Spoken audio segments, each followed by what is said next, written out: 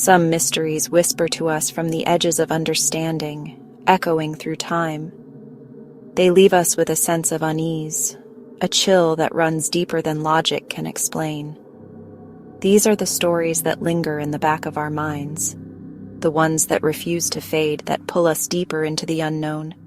These are stories of lives cut short, of echoes without answers, of fear that lingers. What we uncover tonight isn't for the weak. It's raw, unnerving, and still unsolved. Step carefully. Some truths don't like being found, and some, they hunt those who try. It began like any other night in the emergency room. The usual controlled chaos, the hum of machinery, the quiet murmurs of worried families.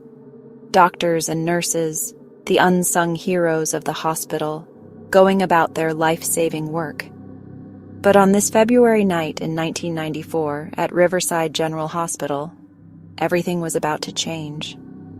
A young woman, just 31 years old, is rushed in. Her name is Gloria Ramirez, and she's battling advanced cervical cancer. Her breaths are shallow, her skin clammy, her life flickering like a candle in the wind. The medical team springs into action, their training kicking in as they fight to pull her back from the brink. Minutes tick by, each one an agonizing echo in the sterile silence of the ER. Then something changes. A strange, pungent odor begins to fill the air. A chemical smell, sharp and metallic like ammonia. At first, it's barely noticeable, but it grows stronger, more insistent, until it's impossible to ignore. Nurses closest to Gloria begin to feel dizzy, lightheaded. Some complain of a burning sensation in their eyes and throat. One by one, they stagger away from the room, gasping for air, their faces pale and drawn. It's like something out of a horror movie, the air itself turning against them. Panic starts to grip the ER.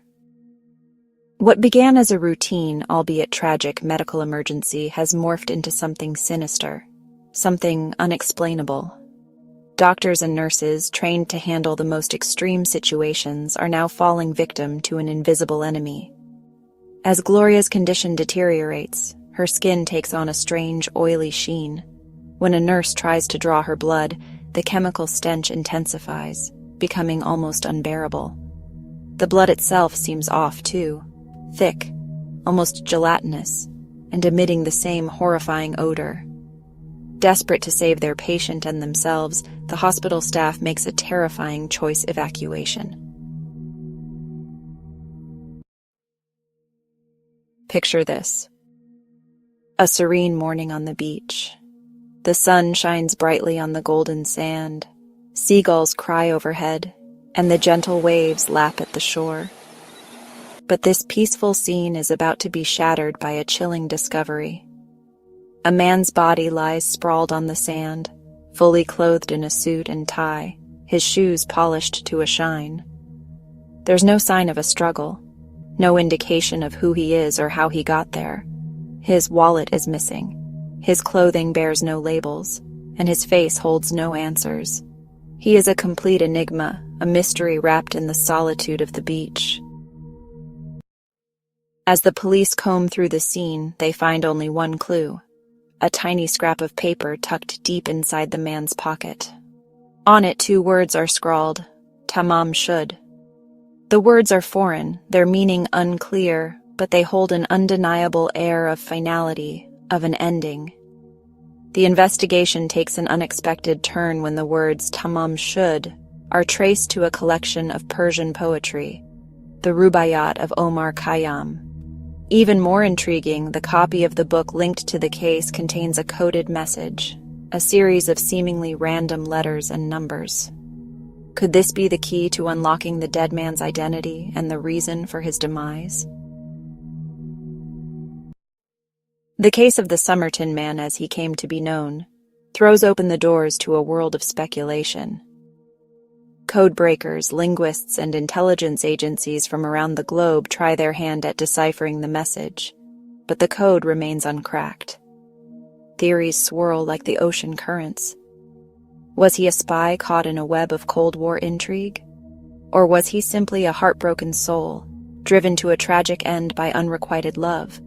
The coded message a final, desperate attempt to be understood. The woman whose phone number was found in the book claimed to have never met the man, her connection to the case as baffling as the mystery itself.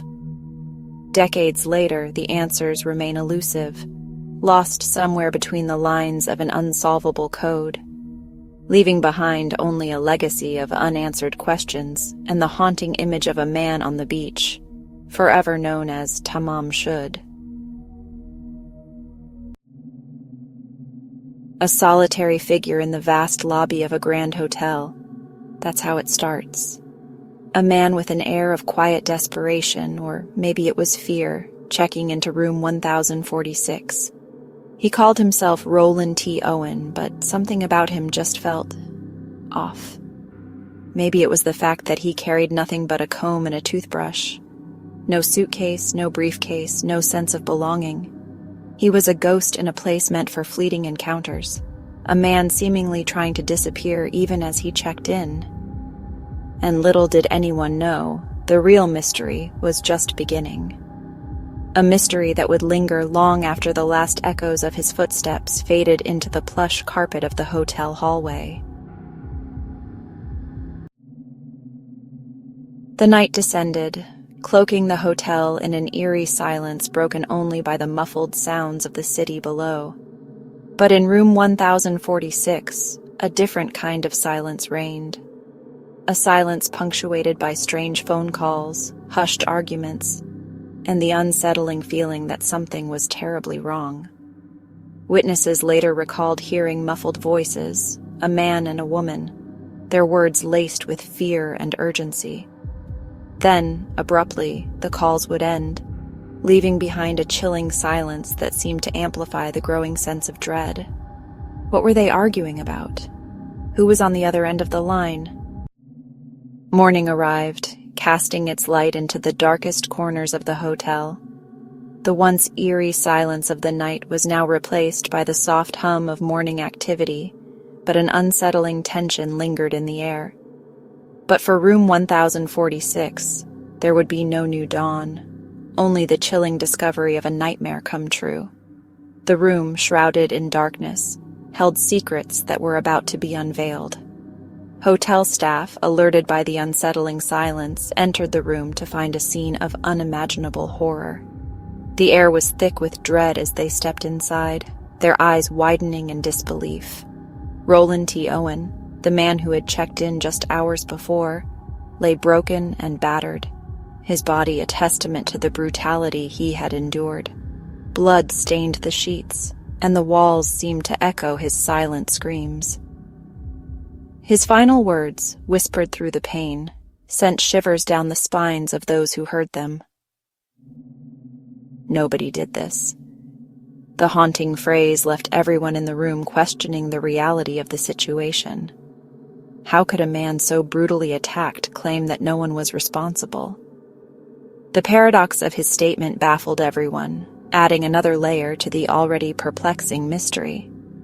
Was it the delusional rambling of a dying man, or was there something more to his words? The ambiguity of his final statement left room for endless speculation. The mystery deepened with every clue, or lack thereof. Each piece of evidence seemed to lead to more questions rather than answers. No forced entry, no witnesses, and a victim who refused to name his attacker. The case was a labyrinth with no clear path to the truth. It was as if the evil that had visited room 1046 that night had vanished into thin air, leaving behind only questions and an unspeakable sense of dread. The enigma of that room would haunt the hotel and its staff for years to come. 3 cases. Lives forever changed. Each one shrouded in mystery, each one a puzzle that has baffled investigators and intrigued the public for years. Mysteries that continue to haunt us, their answers elusive, their truths buried beneath layers of speculation and unanswered questions. These stories are not just about the unknown, but about the human desire to seek the truth, no matter how deeply it is hidden. Was Gloria Ramirez the victim of a medical anomaly, a cruel twist of fate? Or was there something more sinister at play? Her case, often referred to as the Toxic Lady, raises questions about the limits of medical science and the mysteries of the human body. Did the man on Somerton Beach, clutching his cryptic message, stumble upon a secret too dangerous to ignore? Or was his death a tragic case of mistaken identity? The Somerton man, with his enigmatic note and unknown origins, continues to baffle and fascinate. And what of Roland T. Owen, the man who met a gruesome end in room 1046? His death, surrounded by strange circumstances and unanswered questions, leaves us wondering about the dark secrets that hotel rooms can hide. Was he silenced by a shadowy organization, his death a message meant to intimidate, or did he protect his killer, his final act a testament to a love so profound that it transcended even death? The layers of mystery in his case are as thick as the shadows that surrounded him. Some mysteries are meant to be solved, their secrets revealed in the harsh light of truth. Yet the journey to uncover these truths is often fraught with challenges and dead ends. If you have any information about these cases, no matter how small or insignificant it may seem, please come forward. Your voice could be the key to unlocking these mysteries. Stay curious, my friends. Keep asking questions, for it is through our collective curiosity that we inch closer to the truth.